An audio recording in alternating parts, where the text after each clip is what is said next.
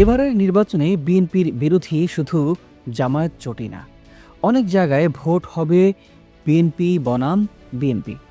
আর এসব আসনও বিএনপির হাতছাড়া হওয়ার সম্ভাবনা অনেক। ৫৯ আসনে বিএনপির ৯২ জন বিদ্রোহী প্রার্থী, তাদের মধ্যে অন্তত ৩০ জন এমন আছেন যাদের নিজস্ব ভোট ব্যাংক আছে, স্থানীয় রাজনীতিতে যাদের শেকড় অনেক গভীরে। বিএনপির নিজেদের কোন্দলের কারণে এসব আসনের পাল্লা ভারী হয়ে পড়তে পারে ১১ দলীয় জামায়াত জোটের দিকে। নিজ দলের মধ্যে এমন বিদ্রোহ বিএনপির জন্য একটা নীরব কিন্তু ভয়ঙ্কর রাজনৈতিক ভূমিকম্প তৈরির সম্ভাবনা দেখা দিয়েছে এবারের নির্বাচনে। প্রিয় দর্শক, দলীয় সিদ্ধান্ত অমান্য করে ৭৯টি আসনের ৯২ জন বিদ্রোহী প্রার্থীর অবস্থান এখন বিএনপির নীতি নির্ধারকদের মাথা ব্যথার অন্যতম একটা প্রধান কারণ হয়ে দাঁড়িয়েছে। আজ আমরা বিশ্লেষণ করব এই বিদ্রোহ কি কেবল সাময়িক বিশৃঙ্খলা, নাকি এটি নির্বাচনের চূড়ান্ত ফলাফলে কোনো বড় প্রভাব ফেলতে যাচ্ছে। কোন কোন আসনে বদলে যেতে পারে নির্বাচনের সমীকরণ। তো চলুন শুরু করা যাক। বিএনপির ভেতরে বিদ্রোহের মাত্রাটা ছোট করে দেখার সুযোগ নেই। বিদ্রোহী ৯২ জনের মধ্যে অন্তত ৩০ জন নিজ নিজ এলাকায় শুধু জনপ্রিয়ই নন, বরং দীর্ঘদিনের পোড় খাওয়া নেতা। দলের হাইকমান্ড থেকে বারবার হুঁশিয়ারি দেয়া হলেও মাঠের চিত্র একেবারেই ভিন্ন। বিএনপির স্থায়ী কমিটির সদস্য আমীর খসরু মাহমুদ চৌধুরী এই বিষয়টিকে ব্যক্তিগত দ্বন্দ্ব হিসেবে দেখলেও যুগ্ম মহাসচিব রুহুল কবির রিজভীর কণ্ঠে ঝরছে কঠোরতা।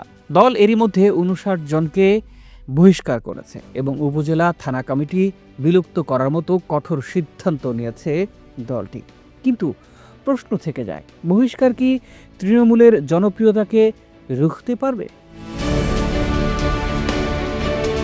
প্রিয় দর্শক, প্রথমেই ঢাকার ভোটের সমীকরণ তুলে ধরছি, যেখানে লড়াই হবে ত্রিমুখী। রাজধানী ঢাকা যা ক্ষমতার কেন্দ্রবিন্দুতে, সেখানেও বিদ্রোহী প্রার্থীদের দাপট চোখে পড়ার মতো। আমরা শুরু করছি ঢাকা ৭ আসনের সমীকরণ দিয়ে। এখানে যুবদলের সাবেক সাংগঠনিক সম্পাদক ইসহাক সরকার বড় একটা ফ্যাক্টর। এখানে শত শত মামলার বোঝা মাথায় নিয়ে রাজপথে সক্রিয় থাকা এই নেতার কর্মীদের মধ্যে ব্যাপক গ্রহণযোগ্যতা আছে।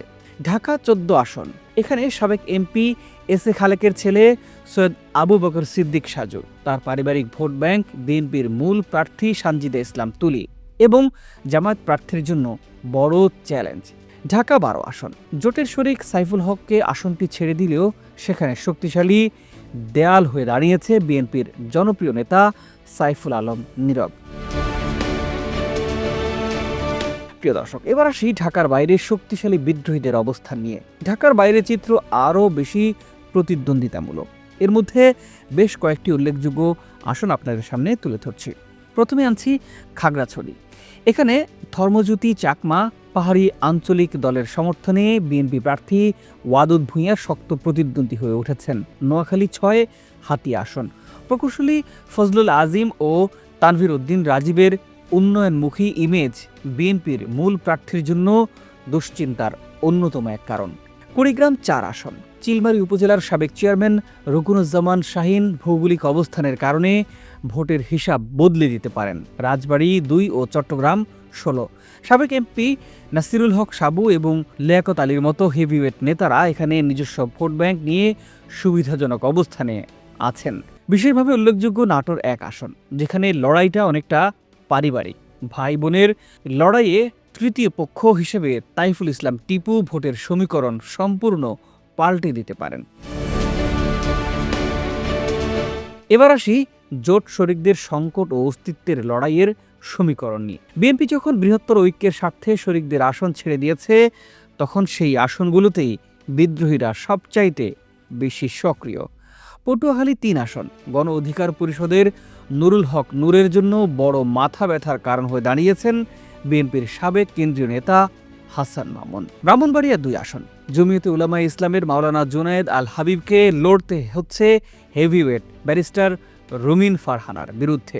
নড়াইল ২ আসন, NPP chairman doctor Fariduzzaman Farhad ধানের শেষ প্রতীক পেলেও স্থানীয় বিএনপির সমর্থন পাচ্ছেন বিদ্রোহী মনিরুল ইসলাম। এই চিত্র প্রমাণ করে শরিকদের জয়ের পথে বিএনপির নিজ দলের বিদ্রোহী প্রার্থীরাই এখন প্রধান কাঁটা হয়ে দাঁড়িয়েছে। প্রিয় দর্শক, বিএনপির এই অভ্যন্তরীণ বিদ্রোহ কেবল ভোট ভাগাভাগি নয়, বরং তৃণমূলের ক্ষোভের বহিঃপ্রকাশও বটে।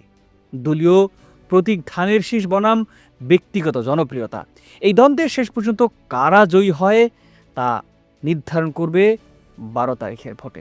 তবে এটা নিশ্চিত, বিদ্রোহী প্রার্থীদের এই সক্রিয়তা প্রতিদ্বন্দ্বী প্রার্থীদের জন্য একটা বাড়তি সুযোগ তৈরি করে দিচ্ছে। বিএনপি কি পারবে এই ভাঙন রোধ করে একক শক্তিতে ঘুরে দাঁড়াতে নির্বাচনের দিন, নাকি বিদ্রোহীরাই হবে আগামী জাতীয় সংসদ নির্বাচনের নতুন কিংমেকার? নিশ্চয়ই আপনার মন্তব্য জানাবেন বিষয়টি নিয়ে। আজ এ পর্যন্তই। ভালো থাকুন, সুস্থ থাকুন, দেখা হবে পরের পর্বে।